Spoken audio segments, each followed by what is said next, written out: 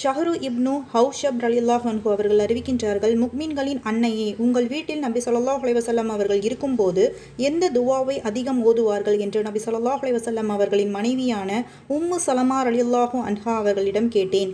அதற்கு அவர்கள், யா முல்கல்லிபல் குலூப் சபித் கல்பி அலா தீனிக் என்பதுதான் அவர்களின் துவாவில் அதிகமாக இருந்தது என்று பதில் கூறினார்கள்.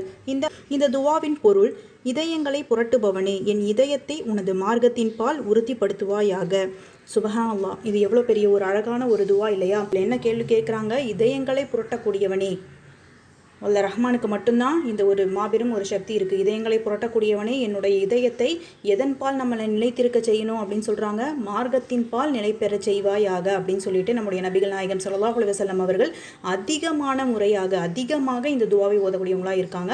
அப்போ இன்ஷா அல்லாஹ் ஒவ்வொருவரும் நாமும் இதனை தினமும் அதிகமாக ஓதக்கூடிய மக்களாக இருக்கணும். அஸ்ஸலாமு அலைக்கும் வரஹ்மத்துல்லாஹி வபரகாத்துஹு.